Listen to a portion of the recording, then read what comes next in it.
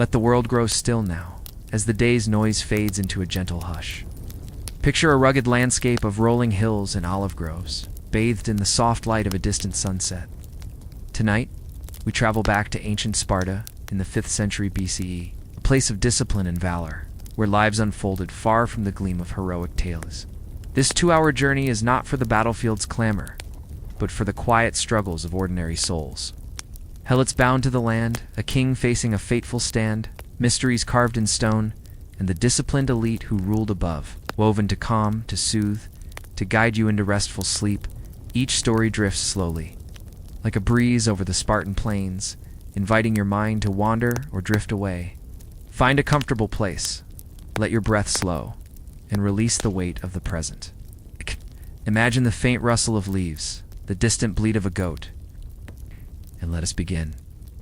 Let the quiet fields of the Helot fade now, their stillness dissolving into the gentle murmur of history. Picture a narrow pass cradled by steep cliffs, the restless waves of the Malian Gulf lapping at its edges. The year is 480 BCE, and this is Thermopylae, where King Leonidas of Sparta stood with his 300 warriors, a resolve as steady as the stone beneath their feet. His tale, drawn from the soft pages of Herodotus' histories, unfolds slowly, like the drift of clouds across a twilight sky, inviting you to settle into its rhythm as the night deepens. Imagine yourself as Leonidas, born into the unyielding embrace of Sparta, a city where every breath was shaped by duty. Your earliest memories are of the agoge, the relentless training that forged boys into warriors. The air carries the scent of pine and leather, the faint temps of olive oil rubbed into wooden shields. You rise before dawn, the barracks quiet save for the rustle of straw mats and the distant call of a nightbird. Your crimson cloak, a symbol of Spartan pride, hangs beside a simple cot, its folds catching the flicker of a clay lamp.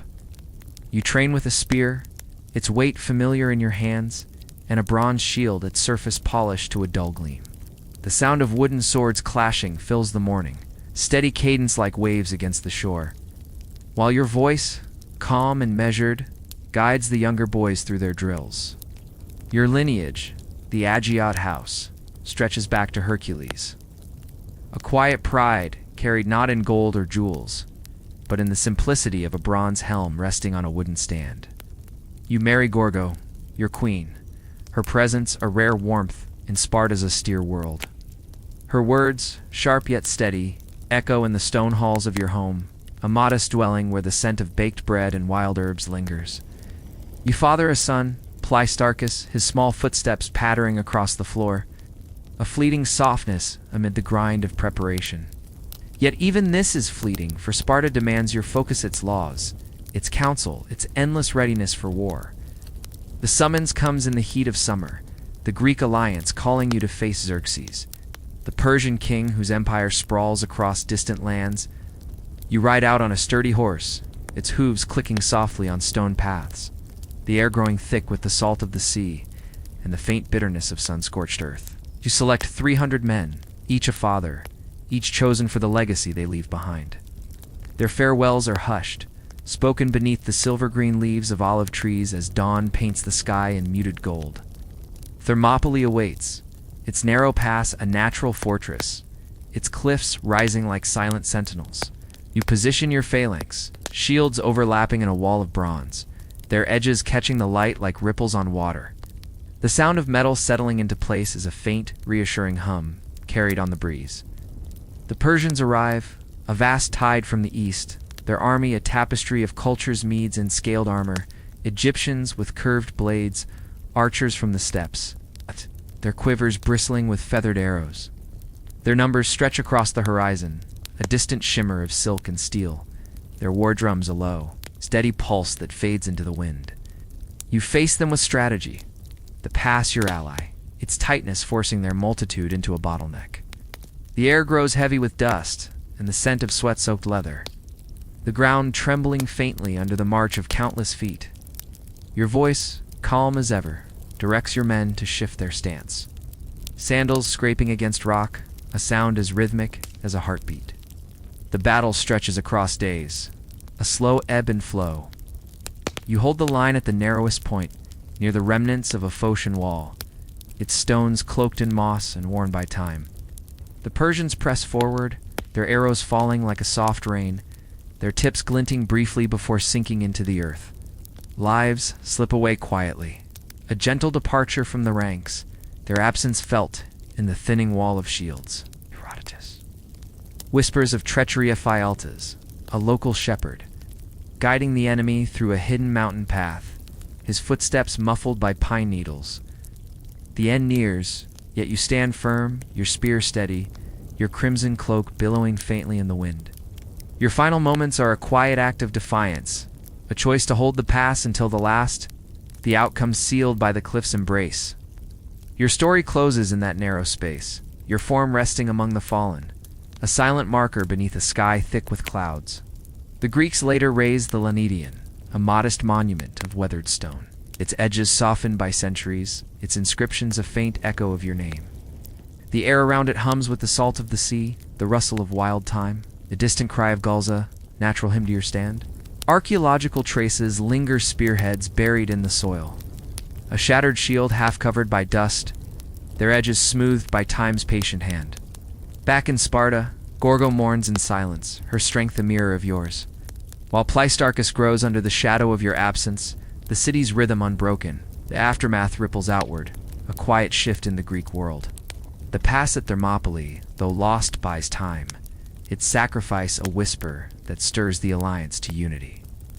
No grand fanfare marks your end, only the steady lap of waves against the shore. The wind's gentle sigh through the cliffs, a lullaby for a king who chose duty over flight. As you imagine Leonidas' quiet strength, let the rhythm of his shield settle over you, a steady pulse fading into the night. Let the clink of bronze drift away, a memory carried on the breeze, as we turn to the mysteries carved in Sparta's past. Let the echo of Leonidas' shield fade now, its rhythm softening into the stillness of the past. Picture a moonlit clearing in the hills of Laconia, the year lingering around 500 BCE, where shadows sway gently among ancient oaks.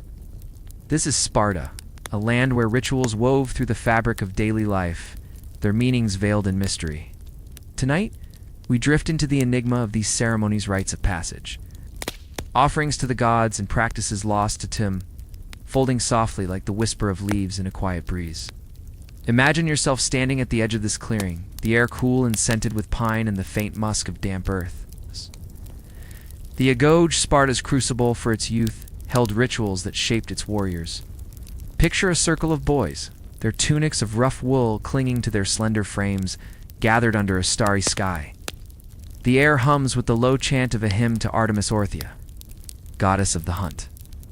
Her shrine, a simple altar of weathered stone adorned with bronze, votives, small figures of deer and warriors, their surfaces dulled by time.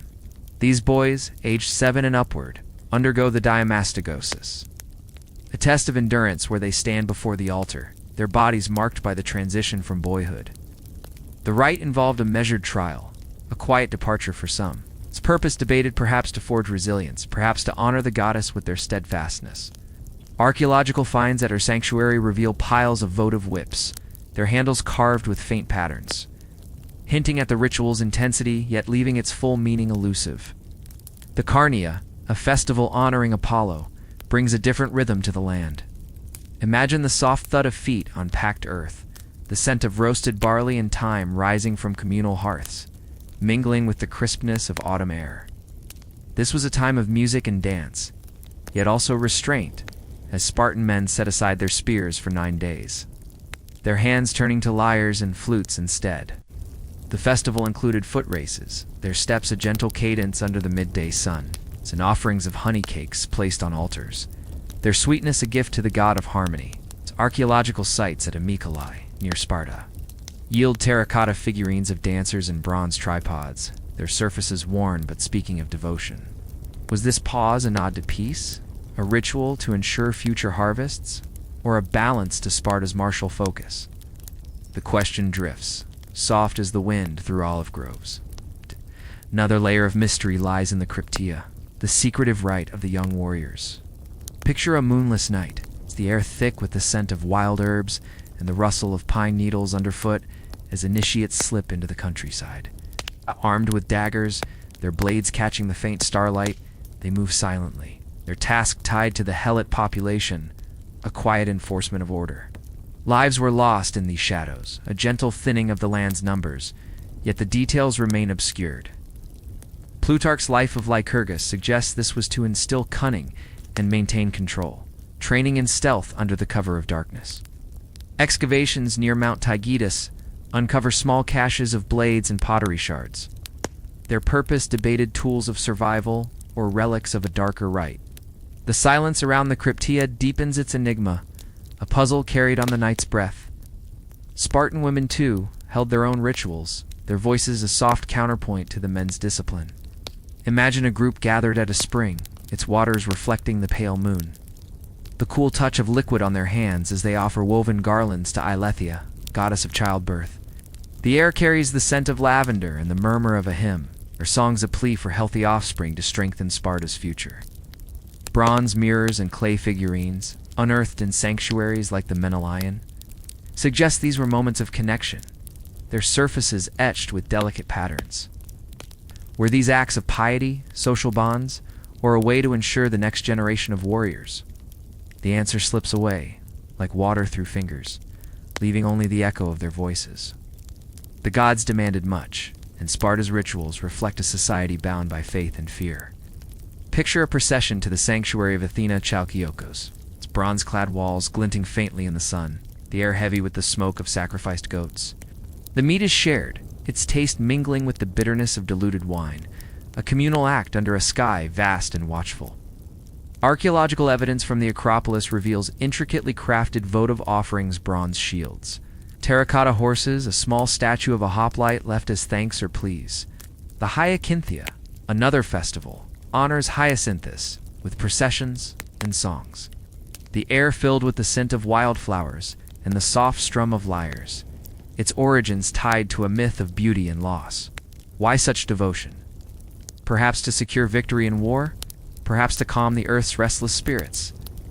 Or to weave a thread of continuity through Sparta's austere life? The answers linger, soft and elusive, like the rustle of leaves in the wind. As you ponder these mysteries, let the scent of pine and the hum of ancient chants settle around you, a gentle shroud of the past. Let this enigma drift now, like a shadow fading with the dawn, as we move to the disciplined life of Sparta's elite. Let the mysteries of Spartan rituals drift away now, their whispers fading into the quiet of the night. Picture a stone hall in the heart of Sparta, the year hovering around 500 BCE, where the glow of oil lamps casts a warm, steady light. This is the world of Sparta's elite citizen warriors, Spartiates whose lives were shaped by order and duty, a stark contrast to the Helots' toil. Tonight we step into their disciplined existence, unfolding gently, like the slow turn of a season. Imagine yourself among these warriors, standing in a hall where the air carries the scent of polished wood and the faint temps of olive oil rubbed into shields.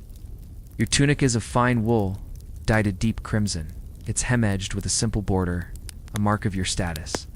You rise early, the barracks silent save for the soft shuffle of sandals on stone, and join your peers for the morning meal. Black broth, a mix of pork, vinegar, and blood its taste, sharp yet filling, shared from a communal bowl. The day begins with training, the clink of bronze spears a gentle rhythm, your body moving through drills with precision honed by years in the agoge. Your life is one of constant preparation. Picture the training ground, its earth-packed firm. The sun warming your shoulders as you practice the phalanx, shields interlocking with a satisfying click. The air hums with the low murmur of commands, your muscles remembering each stance, each thrust. Meals are modest, taken in the secessia, a dining group where conversation is sparse, the clatter of wooden spoons, a soft backdrop. You sleep on a simple pallet, the scent of straw mingling with the coolness of stone walls. Your dreams shaped by the day's exertions. Archaeological finds, like bronze spearheads and clay dining ware from Spartan sites, reflect this orderly life, their surfaces worn but functional. Duty weighs heavily, a quiet burden.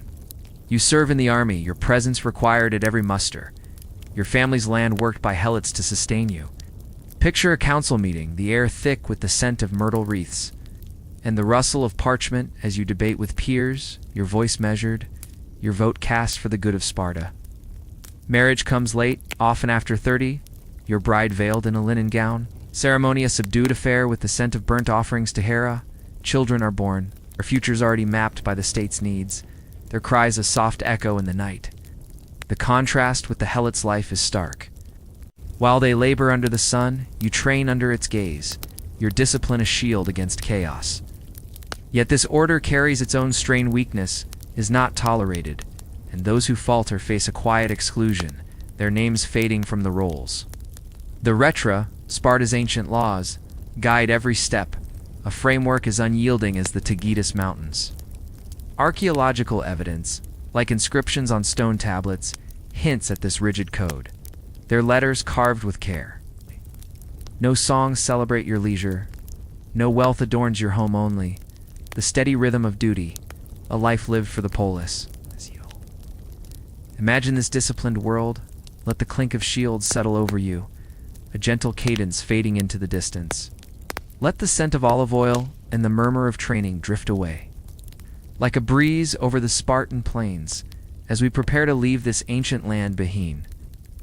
Let the clink of Spartan shields fade now, their echoes softening into the quiet of the night. Our journey through ancient Sparta, around 500 BCE, draws to a close, a world of hills and discipline left behind.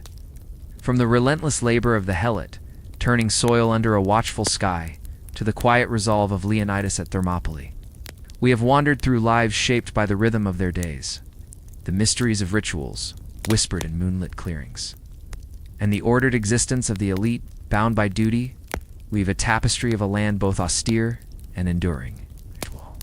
Each life, each moment, leaves a faint trace scent of olive groves, the hum of a chant, the weight of a spear now distant.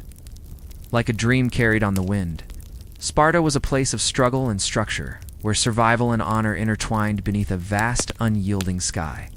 Picture the plains now, their grasses still and silvered by moonlight, the air calm with the rustle of leaves.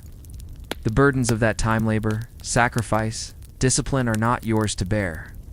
You are far from the hard earth, far from the silent hills. Let these traces settle, like dust drifting gently to the ground. Your mind is free to wander, to rest where it will, as the past releases you, like a tether loosened in the breeze, like a shadow fading with the dawn. Close your eyes if you haven't already. Let the stillness of Sparta wrap around you, soft and unending.